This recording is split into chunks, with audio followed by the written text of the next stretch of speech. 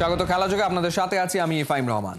AFC Asian cup বাছাই পর্বে ভারতের সাথে জিততে না পারলেও বেশ সুবিধাজনক অবস্থানে রয়েছে হামজা চৌধুরীর বাংলাদেশ। ভারত বাংলাদেশ লড়াইয়ের মতো সি গ্রুপের অন্য ম্যাচটাও গোলশূন্য ড্র হওয়ায় 4 দলের প্রত্যেকের অবস্থান সমান। এশিয়ান কাপ বাছাই পর্বের বিস্তারিত খালিদ জামিলের রিপোর্টে। ম্যাড়ম্যাড়ে সাউথ এশিয়ান ফুটবলে যেন হঠাৎই এলো ইংলিশ প্রিমিয়ার লিগের গতি। তাতেই নাস্তানাবুদ ভারতের ডিফেন্স লাইন। বাংলাদেশের স্ট্রাইকারদের বোকামিতে হাতছাড়া হয় অন্তত এক হালি গোলের সুযোগ। এএফসি এশিয়ান কাপ বাছাই পর্বে গোলশূন্য ড্র, লাল সবুজের ভাগে একটা পয়েন্ট। এই ফিফা উইন্ডোতে এশিয়ান কাপ কোয়ালিফায়ারে গ্রুপ সিতে ভারত বাংলাদেশ ম্যাচ ছাড়াও ছিল আরেকটা লড়াই। বাকি দুই দেশ সিঙ্গাপুর আর হংকং এর ম্যাচটা হয়েছে গোলশূন্য ড্র। তাতেই হিসেবটা সহজ, প্রত্যেক দলের ভাগে জুটেছে একটা করে পয়েন্ট। তবে আশার কথা, হামজা তার বাংলাদেশ দলের সাথে নিজেকে সিঙ্ক করতে ভালোই সময় পাচ্ছেন, কারণ এএফসি কোয়ালিফায়ার মিশনে তৃতীয় রাউন্ড কেবল শুরু করলো জামাল তপু বর্মনরা। পরের ফিফা উইন্ডোগুলোতে হোম অ্যাওয়ে ভিত্তিতে ওরা খেলবে হংকং আর সিঙ্গাপুরের বিপক্ষে, আর ভারতের সাথে হোম ম্যাচটা তো আছেই। বাছাই পর্বের প্রসেসটা বেশ জটিলই বলতে হবে। প্রথম রাউন্ড খেলে 27 থেকে 46 র্যাঙ্কিংয়ের 20 দল। হোম অ্যাওয়ে লড়াই শেষে বিজয়ী 10 দল চলে যায় দ্বিতীয় রাউন্ডে। পরাজিতদের মধ্যে সেরা 3 দল খেলার সুযোগ পায় তৃতীয় রাউন্ড। দ্বিতীয় রাউন্ড 36 দলের লড়াই। ডাবল রাউন্ড রবিন লিগ শেষে 9 গ্রুপ থেকে চ্যাম্পিয়ন ও রানার্স আপ 18 দল সরাসরি কোয়ালিফাই করে এশিয়ান কাপের মূল পর্বে, আর তলানির বাকি 18 দল খেলে কোয়ালিফাইং এর তৃতীয় রাউন্ড। এবারের আসরে গ্রুপ আইয়ে অস্ট্রেলিয়া, ফিলিস্তিন, লেবানন ও বাংলাদেশের গ্রুপ থেকে সবার নিচের দল হিসেবে জামাল ভুইয়ারা পায় তৃতীয় রাউন্ডের টিকিট। কোয়ালিফায়ারে আবার প্লে অফ রাউন্ডও আছে। প্রথম রাউন্ডের শেষ 6 দল 2 লেগের ম্যাচ খেলে।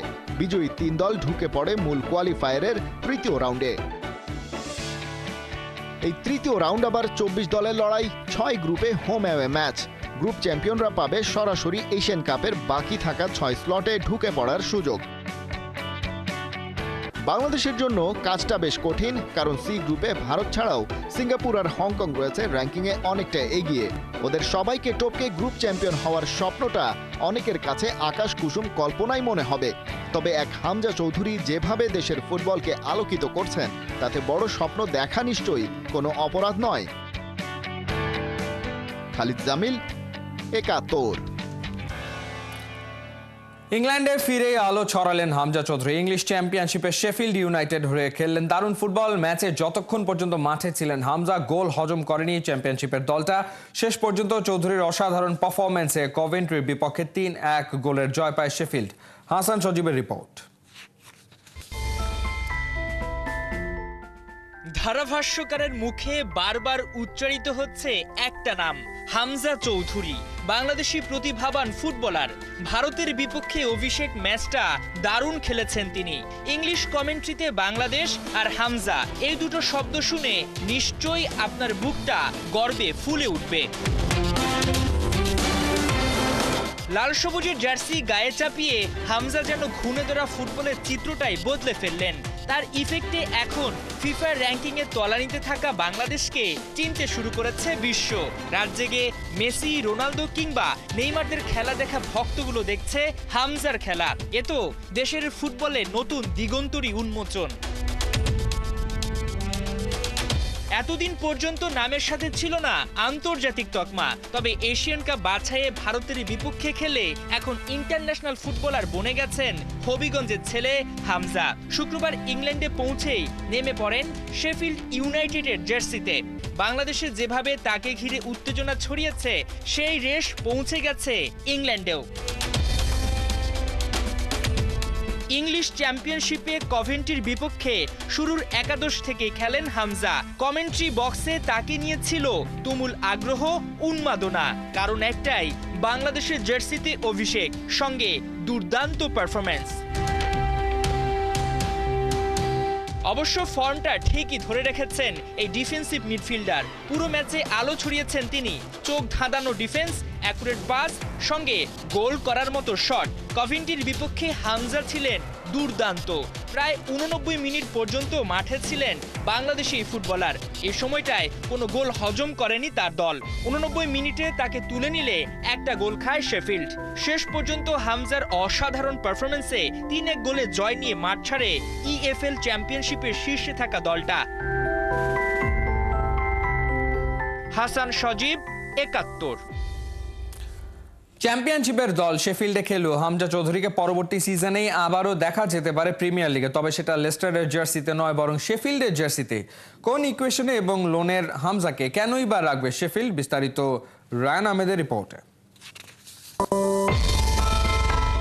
ভারতের বিপক্ষে লাল সবুজের জার্সিতে অভিষেক, তারপর ম্যানচেস্টারের ফ্লাইট ধরে ফিরেই নেমে গেলেন শেফিল্ড ইউনাইটেডের জার্সিতে। সেখানেও মাঠের ফুটবলে ফুল ফুটিয়েছেন হামজা চৌধুরী। হামজার মতো চ্যাম্পিয়নশিপে উঠছে তার দল শেফিল্ড, আর তাতেই হামজা আবারও ফিরবেন ইংলিশ প্রিমিয়ার লিগ কাপাতে। তৈরি হয়েছে এমনই সুযোগ। কিভাবে? চলুন সে উত্তরটাই না হয় খোঁজার চেষ্টা করা যাক। ইংলিশ ফুটবল লিগ সিস্টেম পিরামিডের সর্বোচ্চ স্তর প্রিমিয়ার লিগ, তারপরেই 2 নম্বরে অবস্থান চ্যাম্পিয়নশিপের, যেখানে বর্তমানে লোনে খেলছেন হামজা। আর এই পিরামিডের প্রতিটি লিগ একটি অপরটির সাথে সম্পর্কযুক্ত। লিগগুলোর মধ্যে প্রমোশন আর রেলেগেশন সিস্টেম থাকায় একটি স্তরের দল ভালো করলে পারে আরেকটি স্তরে উঠতে, কিংবা খারাপ করলে নেমে যেতে হয় তার নিচের স্তরে। প্রিমিয়ার লিগে প্রতি সিজন শেষে টেবিলের সবচেয়ে তলানির 3টা দল রেলেগেটেড হয়ে নেমে যায় চ্যাম্পিয়নশিপে, আর চ্যাম্পিয়নশিপ থেকে টেবিলের 1 ও 2 নম্বর দল প্রিমিয়ার লিগে সরাসরি প্রমোশন পেলেও বাকি একটি দল আসতে হয় প্লে অফ খেলে জয়ী হয়ে। এবার চ্যাম্পিয়নশিপে এ সিজনের পয়েন্ট টেবিলে তাকালে 1 নম্বরে খুঁজে পাওয়া যাবে শেফিল্ডের নাম, অর্থাৎ প্রিমিয়ার লিগে সরাসরি প্রমোশনের সুযোগ রয়েছে ব্লেডদের। তাছাড়া চ্যাম্পিয়নশিপে শেফিল্ডের এ সিজনে বাকি আছে 6টি ম্যাচ, যেখানে প্রতিপক্ষ দলগুলোর মধ্যে বার্নলি আছে টেবিলের সেরা 3-এ। বাকি 5টি ম্যাচই তলানির দলগুলোর বিপক্ষে, অর্থাৎ পচা শামুকে পানা কাটলে চ্যাম্পিয়নশিপ থেকে প্রিমিয়ার লিগে ব্লেডদের প্রমোশন পাওয়াটা প্রায় নিশ্চিত বলা চলে। তবে হামজা যেহেতু লোনে লেস্টার সিটি থেকে শুধুমাত্র এ সিজনের জন্য খেলছেন শেফিল্ডে, তাই প্রশ্ন আসতেই পারে ব্লেডরা প্রমোশন পেলেও তাতে হামজার লাভটা কি? এবার সে উত্তরটাই চলুন খুঁজি। হামজা লোনে খেললেও লেস্টার সিটি সুযোগ রেখেছে ডিলে দলবদলটা পার্মানেন্ট রাখার, অর্থাৎ শেফিল্ড চাইলে হামজাকে পার্মানেন্টলি তাদের দলে ফেরাতে পারবে। কভেন্ট্রির বিপক্ষে ব্লেডদের হয়ে হামজার সবশেষ ম্যাচ পারফরমেন্সই না হয় এবার দেখা যাক। ম্যাচের বেশিরভাগ সময় হামজা সেখানে খেলেছেন ডিফেন্সিভ মিডফিল্ডার হিসেবে। 2টা ট্যাকেল, 4টা ইন্টারসেপশন, 1টা ব্লক, 3টা রিকভারির পাশাপাশি ফাইনাল থার্ডে 3বার বল পাস দেন হামজা। অল্পের জন্য পাননি একটি গোল। যতক্ষণ মাঠে ছিলেন একটিও গোল হজম করেনি ব্লেডরা, তাই তো দর্শকদের কাছে পেয়েছেন স্ট্যান্ডিং ওভেশন।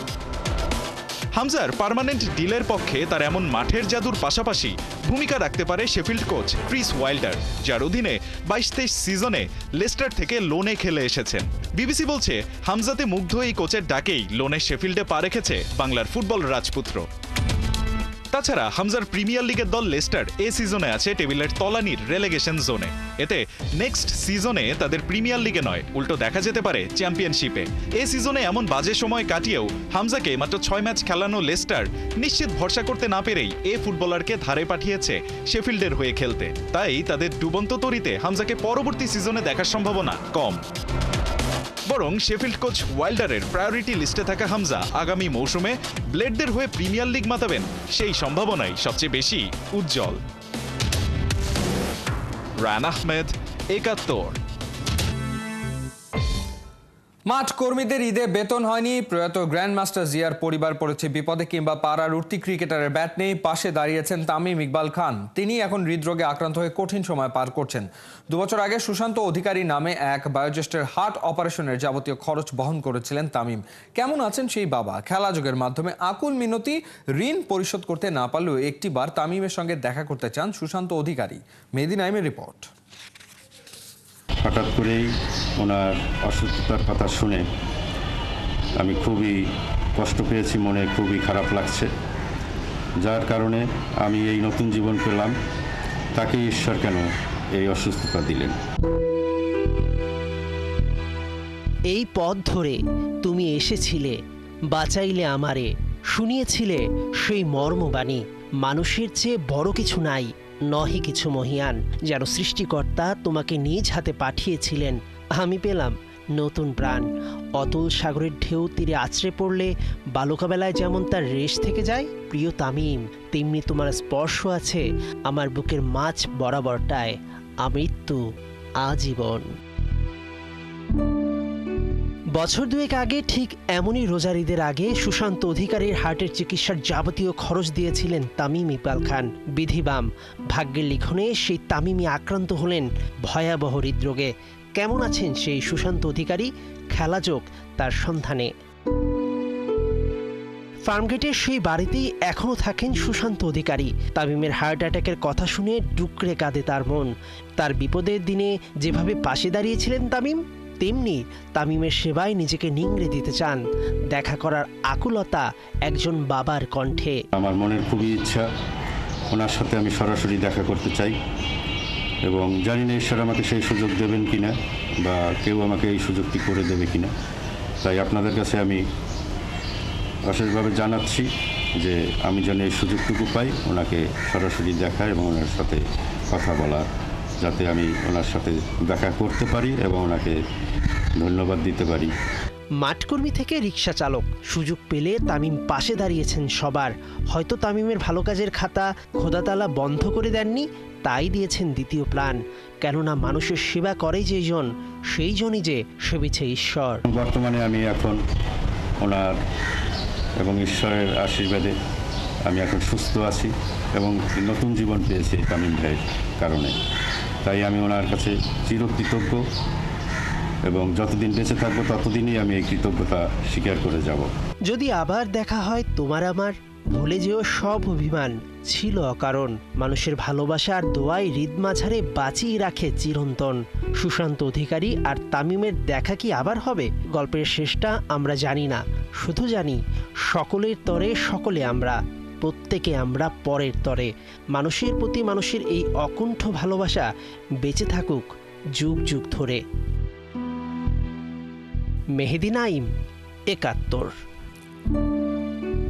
দিন বদলের গান গাইছে বাংলাদেশের নারী ফুটবলাররা। মাসুরা রূপনাথ চাকমার পর ভুটানের লিগে খেলতে দেশ ছাড়ছেন আরও 4 নারী ফুটবলার। তারা হলেন সাবিনা খাতুন, মাতসু সীমা সুমাইয়া, মনিকা চাকমা এবং ঋতুপর্ণা চাকমা।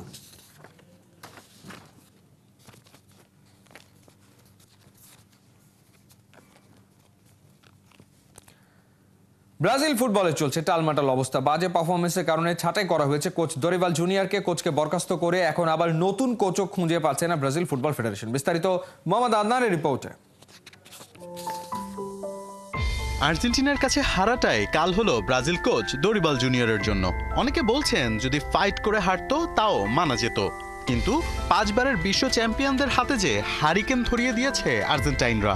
ব্রাজিল কোচের কোনো সঠিক পরিকল্পনাই চোখে পড়েনি, তাই বারবার ব্যর্থ দরিবালকে টাটা গুড বাই বলে দিল ব্রাজিল ফুটবল ফেডারেশন।